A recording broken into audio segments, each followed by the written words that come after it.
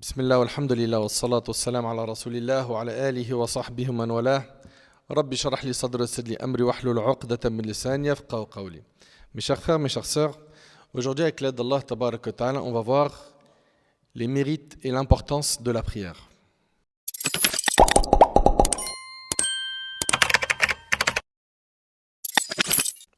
Les mérites et l'importance de la prière. Par la grâce d'Allah Tabarak wa Ta'ala, beaucoup de gens dans notre Ummah font salat.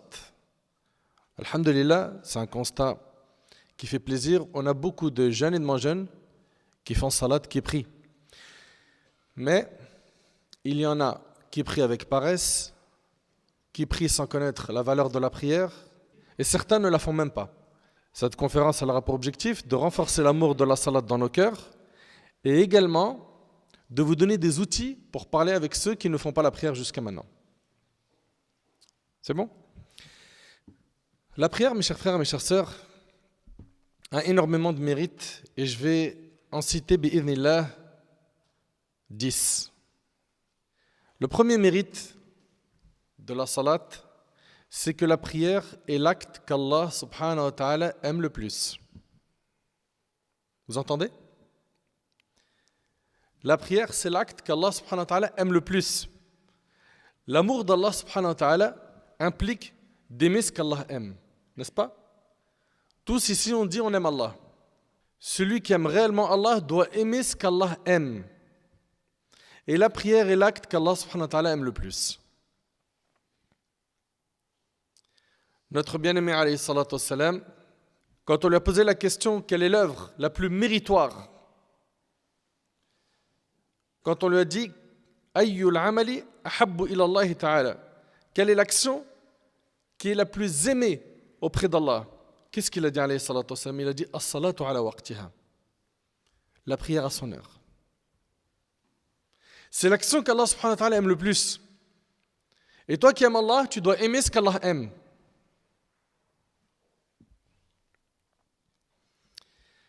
Et Al-Hassan al-Basri, rahimahullah, il a dit Lan tuhibba Allah hatta tuhibba ta'atah. Al-Hassan al-Basri, rahimahullah, il a dit tu n'aimeras Allah que lorsque tu aimeras lui obéir.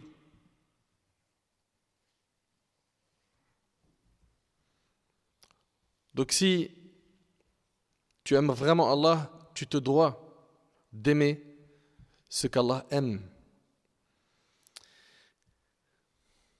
Et selon Thawban, le prophète a dit soyez droit, même si vous ne pourrez jamais tout faire. Et sachez que la meilleure de vos actions est la prière. Et le hadith il est rapporté par Ibn Majah al-Hakim. Donc la prière, on l'aime, car c'est l'œuvre, l'action la plus aimée d'Allah. Et nous qui aimons Allah, nous aimons ce qu'Allah aime. Et nous aimons également ce que le prophète sallam aime. Et on le verra par la suite, le prophète sallam il a dit وَجُعِلَتْ قُرَّةُ عَيْنِي فِي الصَّلَاةِ. Il a dit la prunelle de mes yeux était dans la prière. Deuxième mérite de la prière est un pilier fondamental de l'islam. C'est le deuxième pilier de l'islam. Tout le monde connaît le hadith d'Abdullah ibn Omar qui est rapporté par l'imam al-Bukhari et Muslim, dans lequel le prophète sallam a dit l'islam a été fondé sur 5 piliers. C'est quoi ces 5 piliers? L'attestation de foi, la prière, Allahu Akbar. Juste après on a la prière, iqam as-salat wa ita az-zaka, l'acquittement de l'aumône légale, la zakat, wa hajj al-bayt, le pèlerinage à la Mecque, wa sawmi Ramadan, et le jeûne du mois de Ramadan. Et le prophète sallam dans le hadith rapporté par Tirmidhi et Ahmed, selon Mu'adh radiyallahu anhu, il a dit le principal c'est l'islam, son pilier c'est la prière et le combat dans le sentier d'Allah et son sommet, mais c'est rapporté par Bukhari et Muslim. On voit ici que la prière fait partie des piliers de l'islam. Et notre bien-aimé alayhi salatu wassalam, il a dit dans un hadith qui a été déclaré faible par les savants du hadith, la prière, sa relation avec la religion est comme celle de la tête avec le corps humain. Et essayez de méditer un peu sur cette image. La prière sa relation avec la religion est comme celle de la tête avec le corps humain. Tu peux vivre sans main, n'est-ce pas? Sans pied. Tu peux vivre sans yeux, sans oreilles, ou même avec une seule main, ou avec un seul pied, un œil ou une oreille. Tu peux vivre également en étant sourd, muet ou aveugle. Et on peut également continuer à vivre avec un seul rein, n'est-ce pas? Par contre, est-ce que quelqu'un parmi nous peut vivre sans tête? La réponse est non. C'est impossible. Et c'est pour ça que je vous demande de méditer. La prière, sa relation avec la religion est comme celle de la tête avec le corps humain. Mais sache que la prière pour la religion est comme la tête pour l'être humain. Tu ne peux pas vivre sans la prière. Et je sais que dans la tête de ceux qui ne prient pas jusqu'à maintenant, il y a plein d'excuses qui commencent à circuler dans leur cervelle. Ouais, mais c'est compliqué, t'as vu, dans le monde dans lequel on est là, des péchés partout. Vas-y, se ranger et prier sérieusement, c'est trop dur, c'est impossible même. Moi, j'aimerais bien prier, mais je serais qu'une meuf. Moi, je kifferais prier, mais t'as vu, on est dans le business haram. Moi, j'aimerais bien prier, mais avec mes potes là, on laisse tomber, on a une vie d'égaré. Le jour où je vais prier, ils vont me déchirer. On me dira, tu commences à faire le mus, toi? Sache que la prière pour la religion est comme la tête pour l'être humain. Et puis, toi qui t'es écarté de la salat, qui t'en est éloigné, qui a lâché la religion, les commandements divins et prophétiques, médite sur ce verset. Allah Ta'ala, il dit وَمَنْ أَعْرَضَ عَنْ ذِكْرِ فَإِنَّ لَهُ مَعِيشَةً ضَنْكًا Allahu Akbar. Allah subhanahu wa ta'ala, il dit quiconque se détourne de mon rappel, c'est-à-dire il va se détourner de la religion. Quiconque se détourne de mon rappel mènera certes une vie pleine de gêne. Allah subhanahu wa ta'ala, il dit dans le Coran que celui qui va s'écarter de sa voie, de la religion, il va vivre une vie pleine de gêne, une vie difficile. C'est-à-dire quoi une vie pleine de gêne? Sans sérénité ni apaisement, mais la poitrine oppressée en raison de son égarement. Même si en apparence il jouit de délices d'ici-bas, son cœur ne parvient pas à la certitude et à la guider. Il vit dans l'angoisse, l'incertitude et le doute. Et parfois vous avez des gens qui vont vous mitonner sur les réseaux sociaux. Ils vont vous faire croire qu'ils sont super heureux à travers les stories qu'ils postent. Il est super bien habillé, belle voiture, il est tout le temps au soleil, les pieds dans l'eau, il mange dans des super beaux restos, etc. Mais ces personnes-là qui sont loin d'Allah, ils ont beau nous afficher toute la journée des stories de ce type, nous on le sait parce qu'Allah nous l'a dit qu'ils vivent une vie pleine de gêne.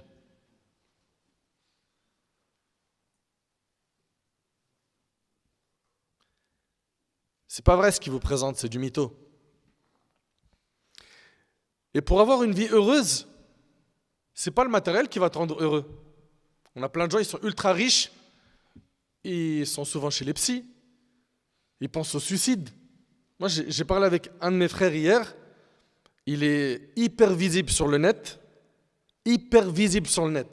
il a une hyper grande baisse de foi, il a de l'argent à fond, il m'a dit j'ai pensé au suicide. Pourtant, aux yeux des matérialistes, il a percé, c'est vrai ou pas? Il a de l'argent, il est visible sur le net, il a une Mercedes de fou, et c'est une réalité, hein, je vous mens pas, wallah c'est vrai, c'était hier soir. Il m'a dit j'ai pensé au suicide. Ce qui lui manque, à lui et ses semblables, c'est la foi en Allah subhanahu wa ta'ala. C'est d'entretenir leur cœur. Allah tabarak wa ta'ala, il nous dit comment vivre heureux sur terre. Écoutez, il dit Azza wa Jal, Man amila salihan min dhakarin aw untha wa huwa mu'min, falanuhyiyannahu hayatan tayyiba. Quiconque, mâle ou femelle, fait une bonne œuvre tout en étant croyant, nous lui ferons vivre une bonne vie. Voilà, tu veux avoir une bonne vie sur terre? Fais des bonnes œuvres. Sois croyant. Il te faut donc la foi en Allah et le fait de faire des bonnes actions. C'est comme ça que tu vas être quelqu'un d'épanoui dans ta vie. Même si tu es pauvre, tu auras le qana'a. Tu seras satisfait de ce qu'Allah tabarak wa ta'ala t'a donné. Tu ne seras pas là en train de te plaindre. Et combien on en a vu des gens qui sont pauvres, mais subhanallah, souriants, tu restes avec eux, tu décompresses. C'est des antidépresseurs. Pourtant, au niveau matériel, ils sont très loin. Donc retenez s'il vous plaît que parmi les mérites de la salat, c'est qu'elle est l'œuvre la plus aimée d'Allah. 2, qu'elle fait partie des piliers de l'islam. Et rappelez-vous que la prière, sa relation avec la religion est comme celle de la tête avec le corps humain. Également. Et là, on rentre dans le 3e mérite. La prière et l'adoration qu'Allah tabarak wa ta'ala a imposé à notre prophète sallam, et c'est la première action sur laquelle on aura des comptes à rendre le jour du jugement. Vous entendez? La prière, c'est la première action sur laquelle nous serons jugés. D'après Abu Hurayra radiyallahu anhu, le prophète sallam a dit: certes, la première chose sur laquelle le serviteur musulman sera jugé le jour de la résurrection est la prière obligatoire. Est-elle complète? Sinon, il sera dit: regardez s'il a fait des prières surrogatoires. S'il a fait des prières surrogatoires, alors sa prière obligatoire sera complétée par ses prières surrogatoires, puis il sera fait ainsi pour les autres actes obligatoires rapportés par Ibn Majah. Ça veut dire que ça sera pareil pour sa zakat, pour son jeûne, qui étaient des actes obligatoires. Ils seront complétés par quoi? Par les jeûnes surrogatoires, par les aumônes surrogatoires, etc. Donc la prière, il faut se rappeler, mes chers frères, mes chères sœurs, que c'est la première action sur laquelle on sera jugé le jour du jugement. Si celle-ci est validée, ce qui vient après sera facile. Dans le cas contraire, ça sera difficile. Rappelle-toi donc que la prière a une immense place et qu'elle sera la première action jugée par Allah yawm al-qiyamah. 4e, la prière est la dernière recommandation de notre prophète sallam. Le prophète sallam, pour ceux qui ont étudié sa biographie, pendant 23 ans, 13 ans à la Mecque, 10 ans à Médine, il a fait da'wa. Il appelait Allah. Il a connu beaucoup d'épreuves. Il y a eu des batailles, des calomnies, des rumeurs, des membres de sa famille qui ont été tués dans des batailles, d'autres qui sont morts, comme ses enfants. Ils sont tous morts de son vivant, excepté Fatima qui est morte radiyallahu anha 6 mois après son décès. Il a connu énormément de difficultés dans sa vie. Il a connu la pauvreté, il a connu, comme je vous ai dit, les tentatives de meurtre, etc. Et notre bien-aimé alayhi salatu wassalam, au moment où il fait ses dernières recommandations à la communauté, on est bien d'accord que là il est en train de donner les conseils les plus importants. Ça y est, il est mourant, il est dans ses derniers jours, et quelqu'un qui est dans ses derniers jours, quand il va donner des recommandations, il va se concentrer sur l'essentiel, oui ou non. Le prophète sallam, ses dernières recommandations contenaient quoi? As-salat, as-salat. La prière, la prière. Même quand le prophète sallam, il s'était évanoui et qu'il a repris connaissance, qu'est-ce qu'il a dit? As-salat nas. Est-ce que les gens ont prié? Et sa joie, c'était de voir les compagnons en rang alignés dans la mosquée pour faire salat. Le prophète sallam était soucieux de voir les gens faire salat. La prière, la prière. 5e, la prière, il faut que tu la vois comme un cadeau qu'Allah subhanahu wa ta'ala a offert à toute l'humanité par l'intermédiaire du prophète sallam. Dans quel voyage? Al-Isra wal-Mi'raj, le voyage nocturne et l'ascension. Subhanallah, dans le hadith de Anas qui est rapporté par l'imam Ahmad al-Nasa'i, ça c'est pour la version qu'on va vous citer, mais on retrouve cela également dans les recueils authentiques de Bukhari Muslim. Le prophète sallam reçoit l'ordre d'accomplir la prière. Vous savez combien de prières au départ? 50. Puis elles ont été diminuées jusqu'à devenir 5 prières avec la récompense de 50. Subhanallah. Et comme vous le savez, la bonne action, elle est multipliée par 10. Ça, c'est le minimum. La bonne action, elle est multipliée par 10. Le péché, sa base, c'est qu'un péché vaut 1. Mais une bonne action, ça vaut 10 jusqu'à 700, jusqu'à même plus que cela. Et avec cela, il y a des gens qui arrivent à trouver le moyen de faire plus de péché que de bonnes actions. Donc, cette prière, on doit la voir comme un cadeau. Cette prière, on doit la voir comme un cadeau. Le prophète, il a fait ce voyage, subhanallah, dans lequel il a vu le paradis, l'enfer, etc. Il a reçu l'ordre de ce pilier de l'islam. Aucun pilier de l'islam n'a été révélé au-dessus des 7 cieux, à part la salat, pour vous montrer son importance. Donc garde en tête que cette prière, c'est un cadeau. C'est un cadeau que notre prophète sallam a reçu au-dessus des 7 cieux. 5 prières qui ont la récompense de 50. Allahu Akbar. Sixièmement, la prière est un moment où le serviteur est dans un dialogue privé avec Allah tabarak wa ta'ala. Allah tabarak wa ta'ala, il dit dans le hadith al-Qudsi qui est rapporté par l'imam Muslim selon Abu Huraira, il dit qasamtu as-salata bayni wa bayna 'abdi nisfayn wa li 'abdi ma sa'al. Allah subhanahu wa ta'ala, il dit j'ai divisé la prière entre moi et mon serviteur en 2 parties et mon serviteur a ce qu'il demande.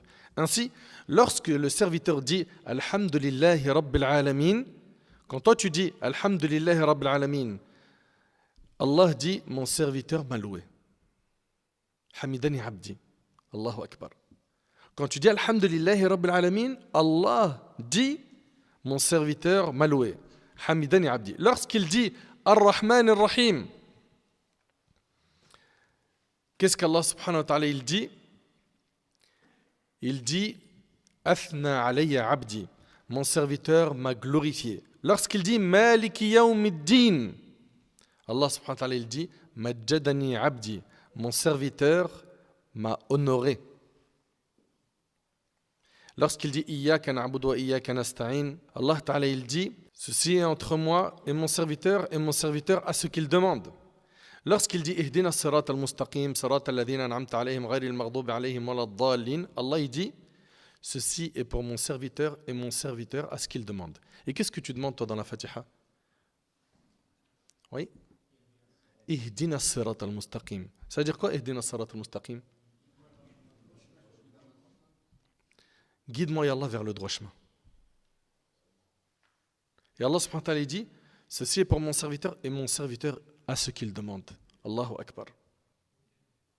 Dans la Fatiha, tu demandes à Allah tabarak wa ta'ala de te guider sur le droit chemin et Allah subhanahu wa ta'ala il te dit qu'il t'accorde cela. Et c'est rapporté par l'imam Muslim. Subhanallah. Selon Anas radiyallahu anhu, le prophète a dit lorsque l'un d'entre vous se tient debout en prière, il est en conversation avec son Seigneur, rapporté par Bukhari Muslim. Il faut que tu comprennes que quand tu es en train de prier, tu es en conversation avec Allah tabarak wa ta'ala. Et le prophète dans le hadith rapporté par Muslim a dit le moment où l'individu est le plus proche de son Seigneur, c'est lorsqu'il est prosterné pour lui. Multiplie alors les invocations. Quand tu es prosterné, tu es proche d'Allah. Multiplie les du'a. Demande à Allah. Tu as des soucis? Demande à Allah quand tu es prosterné. Tu as des projets? Demande à Allah. Tu veux te marier? Tu veux ton diplôme? Tu recherches du travail dans telle société? Fais la salat. Et quand tu es prosterné, mets le paquet, fais des invocations. Et subhanallah, quand tu fais tes ablutions, tes péchés tombent de tes membres que tu as lavés. Quand tu vas à la mosquée, chaque pas te donne une récompense. Un pas t'élève en degré et un pas t'efface un péché. Quand tu rentres à la mosquée et que tu attends la prière, tu es considéré comme étant en prière. La preuve de tout cela, d'après Abdullah Sunabihi radiyallahu anhu, le prophète a dit lorsque le serviteur fait ses ablutions et rince sa bouche, ses péchés sortent de sa bouche. Lorsqu'il rince son nez, ses péchés sortent de son nez. Lorsqu'il lave son visage, ses péchés sortent de son visage au point où ils sortent de tous ses cils. Lorsqu'il lave ses bras, ses péchés sortent de ses bras au point où ils sortent dessous les ongles de ses mains. Lorsqu'il frotte sa tête, ses péchés sortent de sa tête au point où ils sortent de ses oreilles. Lorsqu'il lave ses pieds, ses péchés sortent de ses pieds au point où ils sortent dessous ses ongles de pied. Puis sa marche vers la mosquée et sa prière sont des œuvres surrogatoires rapportées par l'imam Malik dans le Muwatta. Et d'après Abdullah ibn Amr, radiyallahu anhu an jami'a as-sahaba, le prophète a dit celui qui part vers la mosquée, alors un pas lui enlève un péché et pour le pas suivant, il lui écrit une bonne action et ceci à l'aller comme au retour rapporté par Ahmed. Subhanallah. C'est impressionnant quand même. Et le prophète il a dit l'un de vous ne cesse d'être en prière tant qu'il est retenu à la mosquée à cause de la prière suivante. Tant que tu es en train d'attendre la prière qui arrive, tu es considéré en salat, en prière. L'un de vous ne cesse d'être en prière tant qu'il est retenu à la mosquée à cause de la prière suivante et alors que rien d'autre que la prière ne l'empêche de retourner chez lui, rapporté par Bukhari Muslim. Lorsque tu attends la prière, les anges disent « Oh Allah, pardonne-lui, oh Allah, fais-lui miséricorde ». Et c'est rapporté par le Bukhari. Et quand on prie en groupe, qu'est-ce qu'on gagne? Le prophète sallam a dit la prière en groupe dépasse en mérite la prière individuelle de 27 degrés. Et c'est rapporté par Bukhari Muslim. Septièmement, la prière elle efface les péchés. La prière efface les péchés. Toi qui as fait plein de péchés et qui veux faire diminuer ses péchés, écoute attentivement. Le prophète alayhi salatu wassalam a dit l'image des 5 prières quotidiennes est celle d'une rivière abondante qui coule devant la porte de l'un de vous où il se lave 5 fois par jour. Et c'est rapporté par Muslim. Quelqu'un qui se lave 5 fois par jour dans une rivière qui est devant chez lui, il lui reste encore une souillure quelconque? Non. Il en est de même pour la personne qui accomplit ces 5 prières par jour, ça lui efface ses péchés. Et le prophète a dit les 5 prières quotidiennes et la prière du vendredi jusqu'à la suivante effacent les péchés commis entre elles tant qu'on n'en a pas commis les grands. Et c'est rapporté par Muslim. Ça veut dire quoi? J'ai prié Subh, puis après j'ai prié Dhuhr. Les péchés entre Subh et Dhuhr, ils sont effacés parce que j'ai prié Salat al-Dhuhr. J'ai prié ensuite l'Asr. Les péchés que j'ai fait entre Dhuhr et Asr, ils sont effacés parce que j'ai prié Asr. Et ainsi de suite pour les autres prières. Mais il s'agit des petits péchés et non des grands. Mais c'est déjà quelque chose d'exceptionnel. C'est immense. Huitièmement, la prière est un repos, une tranquillité, un apaisement. Le prophète, qu'est-ce qu'il disait à Bilal? Arihna biha ya Bilal. Ça veut dire quoi? Apaise-nous avec la prière au Bilal. C'est un apaisement. Et le prophète, il dit Hubbiba ilayya min dunyakum an-nisa wa-t-tib wa ju'ilat qurratu 'ayni fi as-salat. Le prophète, il a dit il m'a été fait aimer de votre monde les femmes, les parfums et la prunelle de mes yeux fut la prière. C'est rapporté par Nasaï et Ahmad. Son plaisir le plus grand, alayhi salatu wassalam, était dans la prière. Il aimait énormément la prière. Et c'était aussi le cas des autres prophètes. D'après Anas radhiyallahu anhu, le prophète a dit la nuit de l'ascension nocturne, je suis passé près de Moussa, qui était debout en train de prier dans sa tombe, rapporté par Muslim. Le prophète il a vu le prophète Moussa alayhi salam. Notre bien-aimé alayhi salam, il a vu le prophète Moussa dans sa tombe en train de prier. Mais après la mort, la prière n'est plus obligatoire, on est d'accord ou pas? Qui a une explication? Comment? C'est ça.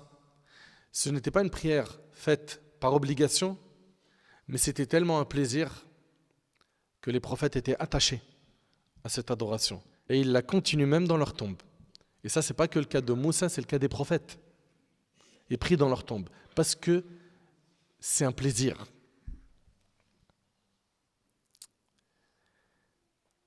Adi ibn Hatim, radiyallahu anhu, vous savez ce qu'il a dit? Il a dit, lorsque l'heure d'une prière entre, je suis impatient de la faire. Pourquoi? Parce que la prière, c'est un dialogue avec Allah tabaraka wa ta'ala. Nos pieux prédécesseurs, ils aimaient énormément la salat. Et on n'est impatient que face à des choses que l'on désire et qu'on aime. C'est vrai ou pas? Et Muhammad ibn Wasi', rahimahullah, il disait, il ne reste plus de ce monde une chose que j'aime plus que la prière en groupe. Vous avez vu ce qu'ils aimaient, les pieux prédécesseurs? Et notre bien-aimé, alayhi salatu wassalam, il aimait la prière. Et d'ailleurs, ces prières nocturnes, les prières qu'il faisait la nuit, quand il était seul, c'était des prières qui étaient longues. Longues, pourquoi? Parce que c'est un moment de plaisir. C'est un moment de plaisir. Le prophète, dans une raka'a, comme dans le hadith de Hudhayfa, il a récité Surat al-Baqarah complète, et juste après An-Nisa, dans cet ordre, puis après Ali Imran. Et c'est rapporté par Muslim. Vous imaginez une seule unité de prière? Et son inclinaison aussi, elle était longue. Sa prosternation également était longue. Uthman ibn Affan, radiyallahu anhu, ce noble compagnon, il est rapporté qu'il a fait Qiyam Layl, la prière nocturne, et il a clôturé tout le Coran en une unité de prière. 600 pages du Coran ont été lues dans une seule unité de prière, une seule rak'a. Sufyan al-Thawri, rahimahullah, entre le Maghrib et l'Isha, il était dans une seule prosternation. Est-ce qu'on médite là? De Maghrib à Isha, il est en train de prier et il est encore dans la prosternation. Allahu Akbar. C'était des gens qui savouraient la salat. Et pourquoi aujourd'hui on est devenu comme ça? Paresseux. On veut plus de la salat. On veut la finir vite, bâclée. Vous savez pourquoi on est devenu comme ça? Parce qu'on n'aime pas la salat. Et vous savez pourquoi on n'aime pas la salat? Parce qu'on ne connaît pas réellement qui est Allah. Parce que wallahi, si tu connais réellement Allah subhanahu wa ta'ala et que tu l'aimes du plus profond de ton cœur, la logique des choses c'est que tu vas aimer la salat. Tu vas la valoriser.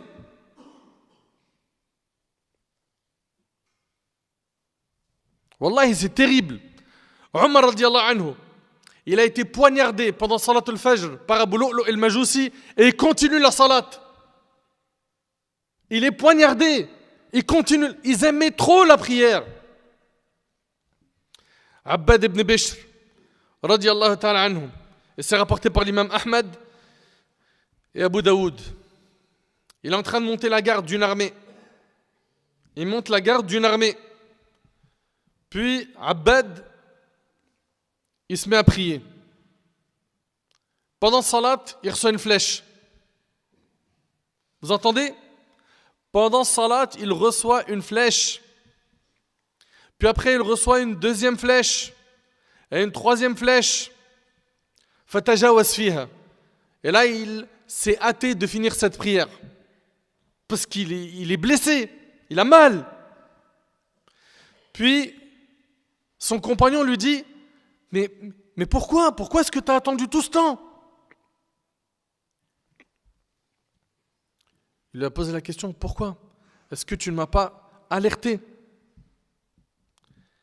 Pourquoi est-ce que tu ne m'as pas réveillé? Il lui a dit quoi? Il lui a dit, j'étais en train de lire une sourate du Coran et je ne voulais pas l'arrêter. Je ne voulais pas couper cette récitation du Coran. Vous avez vu comment il valorisait la salat? Allahu Akbar. Subhanallah. Aujourd'hui, il y en a un parmi nous, il voit une mouche, elle passe devant lui, il oublie la sourate. Je suis en train de réciter quoi là? Elle est grosse la mouche.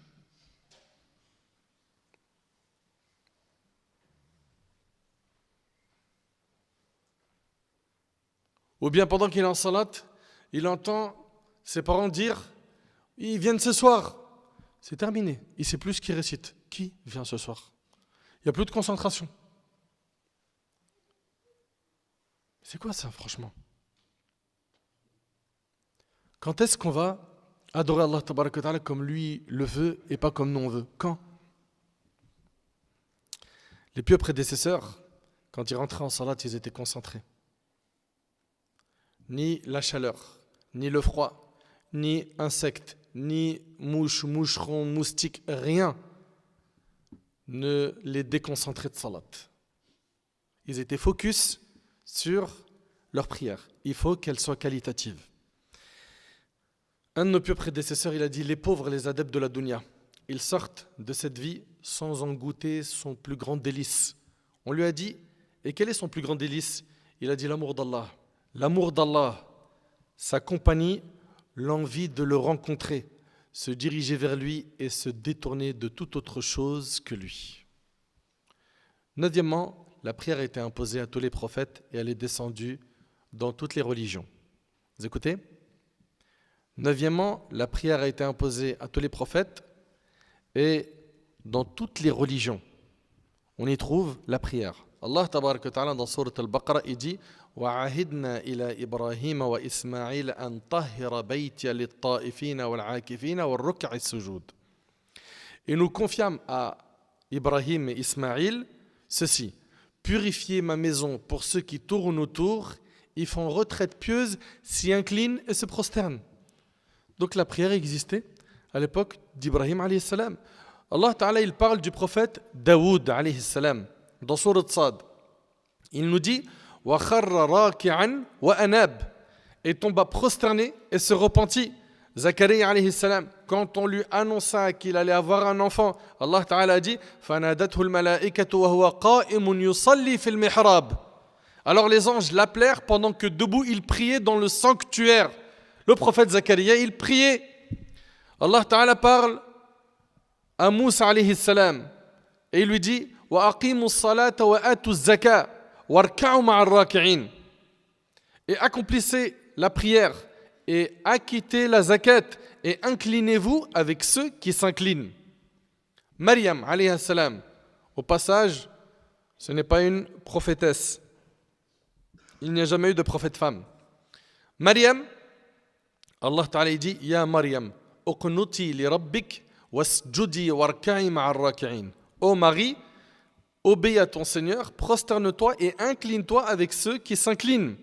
Le prophète Isa alayhi salam, Allah Ta'ala, il dit que le prophète Isa a dit wa awsani bis salati waz zaka ma dumtu hayya, et il m'a recommandé tant que je vivrai la prière et la zakat.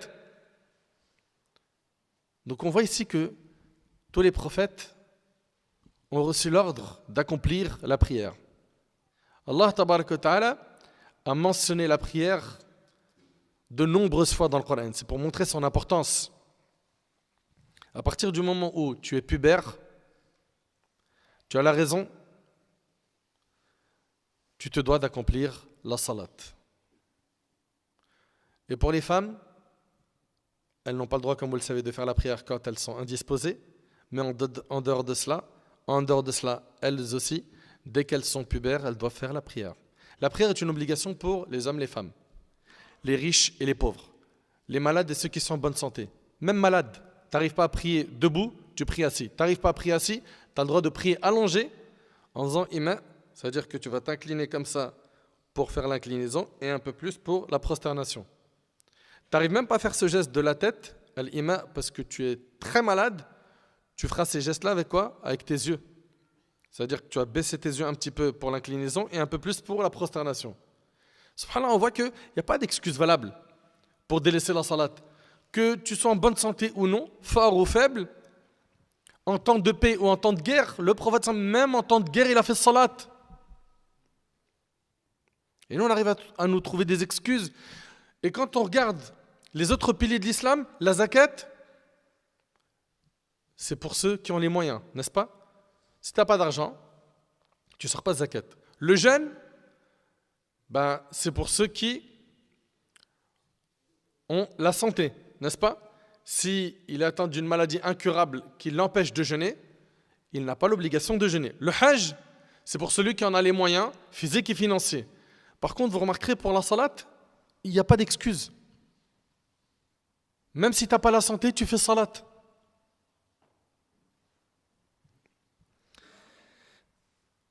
L'un des plus grands chapitres de jurisprudence islamique qu'on étudie dans notre religion, c'est celui de la prière. Un chapitre très important. Pour la salat, pareil, j'arrive pas à faire les ablutions à cause de ma maladie. La porte des ablutions sèches s'ouvre. Tu peux faire les ablutions soit avec de la terre, soit avec une pierre. Ok? Toi qui n'arrives pas à utiliser l'eau à cause de ta maladie. Donc on voit, subhanallah, qu'on a plein de facilités pour ce qui est de la salat. Tu es en voyage, tu as le droit de regrouper tes prières. Dans le cas où tu es voyageur, tu as le droit de regrouper les salats, Dhuhr et Asr ensemble, et Maghrib et Isha ensemble. Et tu as le droit même d'écourter la prière de 4, de faire 2 unités de prière à la place de 4. Donc on a plein de facilités. Allah Tabaraka Ta'ala nous a montré l'importance de la prière en la plaçant au début de la sourate la plus longue du Coran, sourate al-Baqarah. Allah Ta'ala dit ba'd a'udhu billahi minash shaitanir rajim. Bismillahir rahmanir rahim. Alif lam mim. Dhalika al-kitabu la rayba fihi hudan lil muttaqin alladhina yu'minuna bil ghayb wa yuqimuna as-salah. Wa mimma razaqnahum yunfiqun. Alif lam mim. C'est le livre au sujet duquel il n'y a aucun doute. C'est un guide pour les pieux, ceux qui croient à l'invisible et accomplissent comme il faut la prière et dépensent dans l'obéissance à Allah de ce que nous leur avons attribué. Bien entendu, quand on prie, on doit faire le nécessaire pour être concentré. Pourquoi ? Parce que tu auras des récompenses en fonction de ta concentration. Il y en a certains, dans leur prière, ils auront que la moitié de la récompense de la prière, parce que l'autre moitié, il n'était pas concentré. D'autres, ça sera un quart de la prière qu'il a eu comme récompense. D'autres, c'est un sixième, d'autres un huitième, d'autres un dixième. Donc faites très attention à bien vous conditionner pour avoir la concentration dans le salat. Allah Ta'ala dit قَدْ أَفْلَحَ الْمُؤْمِنُونَ الَّذِينَ هُمْ فِي صَلَاتِهِمْ خَاشِعُونَ. Bienheureux sont certes les croyants, ceux qui sont humbles dans leur salat. Faites preuve donc d'humilité dans la prière, concentrez-vous et ne soyez pas des voleurs dans la salat. Comment ça, des voleurs ? Le prophète a dit, les plus grands voleurs sont ceux qui volent dans leur prière rapportée par Ahmed. Ça veut dire quoi, voler dans la prière ? Ça a été expliqué. C'est celui qui n'accomplit pas bien son inclinaison et sa prosternation. Voilà. C'est un TGV. Savoure la salat. Savoure la prière. Prends ton temps. Le prophète il a dit Sallu kama ra'aytumuni usalli. Priez comme vous m'avez vu, priez. C'est rapporté par Bukhari et Muslim. Et quand on regarde la prière du prophète, il prenait son temps. Et d'ailleurs, il a insisté sur quoi ? Sur le fait de marquer un temps à chaque moment. C'est-à-dire quoi ? C'est-à-dire que je suis debout, je récite, je vais m'incliner, je marque un temps. Je me relève, je marque un temps. Je vais me prosterner, je marque un temps. Je m'assois entre les deux prosternations, je marque un temps. Et c'est comme ça qu'on doit prier. Dixièmement, la prière préserve des péchés. Il y a plein de gens qui aimeraient arrêter les péchés qu'ils font et ils ne savent pas que la prière c'est le remède. Allah Ta'ala a dit Inna salata tanha anil fahsha'i wal munkar. En vérité, la salat préserve de la turpitude et du blâmable. La pratique continue de la prière, comme il convient, avec recueillement et méditation, amène à s'écarter des péchés. Donc toi, tu veux combattre les péchés, prie. Parce qu'il y a plein de gens qui disent quoi ? Non, moi, dès que je suis propre, clean des péchés, je commence la salat. Faux, archi faux. Et on a donné cet exemple je ne sais combien de fois. C'est l'exemple du médicament et du malade. Qui parmi les malades prend le médicament une fois guéri ? Et si quelqu'un fait cela, on va lui dire quoi ? T'es sérieux ou quoi ? Tu fais n'importe quoi. Parce qu'un médicament, on le prend quand on est malade. La prière, c'est ton médicament spirituel. Toi qui es en train de faire des péchés, prie. Ah, donc je peux prier et je continue à faire zina et boire et fumer de la drogue ? C'est pas ce que je suis en train de dire. Je suis en train de te dire que la prière, c'est ce qui va te permettre de combattre ces péchés. Quand tu vas prier avec recueillement, que tu vas la savourer, que tu vas accomplir la salade comme il le faut. Et concernant le fait d'accomplir la prière, j'ai fait une vidéo il n'y a pas très longtemps qui s'appelle « On prie mais ». Donc voilà, faites attention à ce point, barakallahu fikum. Ok ? Priez et Allah subhanahu wa ta'ala vous aidera à vous débarrasser de vos péchés. Et n'écoutez pas ceux qui vont vous dire « vas-y, t'es un hypocrite ». Il se moque du monde celui-là. Il prie et il fait n'importe quoi. Donc c'est quoi la solution ? Les gens qui ne comprennent pas la religion, ils vont lui dire « Lâche la prière, sois pas un hypocrite, arrête d'être un mytho, sois comme nous ». Non. Normalement, quelqu'un de sage qui a compris un minimum sa religion, il va lui dire combat ses péchés par cette salat et fais le nécessaire pour lâcher les péchés et pas lâcher la salat. C'est quoi ces mauvais réflexes que les gens ont ? Et pour finir, sachez que délaisser la prière, c'est gravissime. Et celui qui délaisse la prière, celle qui délaisse la prière risque de payer très cher sur terre et dans l'au-delà. Il y a des menaces sévères concernant ceux qui ne font pas la salat. Allah tabarak wa ta'ala il nous dit dans le Coran que les gens de l'enfer seront questionnés. Ma salakakum fi saqar qalu lam nakum minal musallin. Qu'est-ce qui vous a acheminé à Saqar ? Comment est-ce que vous avez fini en enfer ? Et ils diront nous n'étions pas de ceux qui faisaient la salat. Allahu akbar. Allah ta'ala il dit également fawailun lil musallin alladhina hum an salatihim sahun. Malheur donc à ceux qui prient tout en négligeant la prière, ils la retardent. Ils font sortir la prière de son temps. Malheur à eux. Et Allah Ta'ala il dit dans sourate Maryam فَخَلَفَ مِن بَعْدِهِمْ خَلْفٌ أَضَاعُوا الصَّلَاةَ وَاتَّبَعُوا الشَّهَوَاتِ فَسَوْفَ يَلْقَوْنَ غَيًّا. Puis leur succédèrent des générations qui délaissèrent la prière. Vous avez vu ? Allah Ta'ala il dit puis leur succédèrent des générations qui délaissèrent la prière et suivirent leur passion. Ils se trouveront en perdition. Concernant délaisser la prière, Qu'est-ce qu'il a dit Abdullah ibn Mas'ud? Il a dit annahum akharuha an waqtiha. Délaisser la prière, ça ne veut pas dire qu'ils l'ont abandonné totalement, mais qu'ils l'ont fait sortir de son temps. Donc Allah il parle d'eux. Fasawfa yalqawna ghayya. Ils finiront en perdition. Al-Ghay, ça a été traduit par perdition. Mais vous savez c'est quoi le Ghay? Abdullah ibn Abbas il a dit c'est un fleuve en enfer. Donc la personne qui fait sortir une prière de son temps sans excuse valable. Les excuses valables c'est l'oubli. Il avait l'habitude de faire la salat, il a oublié. Il a oublié. Mais il devra quand même, attention, hein, dès qu'il s'en rappelle, accomplir cette salat. D'accord? Ou bien, il a dormi, il a réglé le réveil, il n'a pas entendu le réveil. Ces deux-là sont excusés. À part ça, c'est quoi ton excuse, toi? Le match? Le resto? La discussion avec tes amis? Le coup de fil? Le travail? Les réseaux sociaux? Faites attention, un fleuve en enfer est dédié à ceux qui font sortir une prière de son temps sans raison valable. Wallahi, ça devrait faire peur. Allah Azza wa Jalla dit Inna salata kanat ala al-mu'minina kitaban mawquta. La prière est pour les croyants une obligation en des temps déterminés. Tu as un temps de début et un temps de fin. Entre le début et la fin de cette salat, tu dois faire salat. Et d'après Abdullah ibn Amr, le prophète a mentionné un jour la prière et il a dit celui qui est assidu, elle sera pour lui lumière, argument et sauvetage le jour du jugement. Tandis que celui qui n'y est pas assidu n'aura ni lumière, ni argument, ni sauvetage et il sera le jour du jugement avec Qarun, Pharaon, Haman et Ubay ibn Khalaf. Allahu Akbar. T'imagines d'être ressuscité avec ces gens-là? Pharaon, Haman, il s'agit de qui là ici là? Il s'agit ici des pires têtes du kufr. Et ce hadith-là, il est rapporté par l'imam Ahmed. Il a été authentifié par Ahmed Shakir et Cheikh Shu'aib al-Arnaout, rahimahumullah. Et vous le savez, que le prophète a dit, certes, entre un homme et l'association et la mécréance, il y a l'abandon de la prière, et c'est rapporté par Muslim, selon Jabr.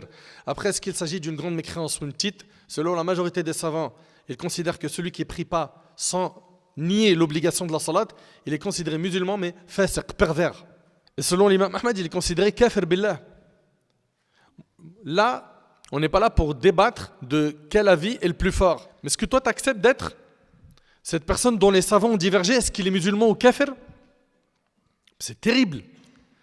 Mes chers frères, mes chères sœurs, pour finir, notre religion, elle est facile. Elle est facile, wallahi. Et la prière, elle est facile. On n'a pas d'excuse valable pour délaisser la salat. Il faut que tu te poses la question, pourquoi jusqu'à maintenant, je ne prie pas? Ou pourquoi jusqu'à maintenant, je prie, mais de manière bâclée? Pour quelle raison? Toi qui manges des bienfaits d'Allah, qui vis sur la terre d'Allah, qui sait qu'Allah tabaraka wa ta'ala te regarde à chaque instant. Toi qui ne peux pas retarder d'une seule seconde ta mort. Et tu ne sais que tu ne pourras pas t'échapper le jour du jugement. Pourquoi jusqu'à maintenant tu ne fais pas salat? Ou pourquoi jusqu'à maintenant tu ne la prends pas au sérieux? Toi qui as délaissé la prière, ne sois pas ingrat. Car faire la prière, c'est faire preuve de reconnaissance envers Allah. Allah Ta'ala dit I'malu ala Daoud shukra. Œuvrez aux familles de Daoud pour faire preuve de reconnaissance. Donc l'œuvre, la bonne action, c'est un moyen d'exprimer sa reconnaissance envers Allah. Et la prière en fait partie. Donc pourquoi tu es ingrat jusqu'à maintenant et tu ne pries pas? Donc prie. Et quand tu as prié, efforce-toi de venir à la mosquée. Allah Azza wa Jalla dit Warka'u ma'ar rak'in, et inclinez-vous avec ceux qui s'inclinent. Toi qui as des enfants, enseigne-leur la prière. À l'âge de 7 ans, on initie nos enfants à la salat. À l'âge de 10 ans, ils sont sanctionnés, comme le dit la sunna, s'ils ne font pas salat. Rappelez-vous que chacun d'entre nous est un berger et chaque berger est responsable de son troupeau. Et Allah Azza wa Jalla dit Wa'mur ahlaka bis-salat wastabir 'alayha. Ordonne à ta famille la prière et accomplis-la avec constance. Toi qui veux t'accrocher à la salat, sache qu'au départ, toi qui ne la fais pas ou qui ne la fais pas sérieusement, au départ ça va être un peu compliqué. Mais avec l'aide d'Allah tabaraka wa ta'ala, tu vas réussir avec l'effort. Allah subhanahu wa ta'ala, il a dit وَالَّذِينَ جَاهَدُوا فِينَا لَنَهْدِيَنَّهُمْ سُبُلَنَا. Ceux qui luttent pour notre cause, nous les guiderons sur les sentiers menant à nous. Tu fais des efforts pour Allah, Allah subhanahu wa ta'ala, il va te guider vers lui. Également, le prophète sallallahu alayhi wa sallam a dit qu'Allah Ta'ala a dit, celui qui s'approche de moi d'un empan, je m'approche de lui d'une coudée. Et celui qui s'approche de moi d'une coudée, je m'approche de lui d'une brasse. Et celui qui se dirige vers moi en marchant, je m'approche de lui avec empressement. Et le hadith, il est rapporté par Bukhari et Muslim selon Abu Huraira. Celui qui se rapproche d'Allah en accomplissant des actes d'obéissance, même s'ils sont peu nombreux, Allah viendra à lui avec plus de récompenses et de générosité. En effet, plus le serviteur accomplira d'actes d'obéissance, plus Allah augmentera sa récompense et le comblera de sa miséricorde et son bienfait. Allah tabarak wa ta'ala, parmi ses noms, il y a Ash-Shakur, le très reconnaissant. Vous savez, c'est-à-dire quoi le très reconnaissant? Ash-Shakur est reconnaissant pour le peu de travail ou pour le peu d'aumône et ne sous-estime rien. Au contraire, il récompense pour tout. Tu fais même un peu d'effort, Allah te récompense. Prenons-nous donc en main sérieusement pour accomplir la salat avec amour, en pensant à tout ce qu'on a entendu aujourd'hui comme texte coranique et prophétique, également avec les histoires qu'on a pu voir des pieux prédécesseurs. J'implore Allah tabarak wa ta'ala de remplir notre cœur d'amour pour la salat. J'implore Allah subhanahu wa ta'ala de faire de nous des pieux, d'améliorer notre situation, de nous pardonner nos manquements. Sallallahu subhanahu wa ta'ala yataqabbal minna wa minkum salih al-a'mal. هذا والله أعلم سبحانك اللهم بحمدك أشهد أن لا إله إلا أنت أستغفرك وأتوب إليك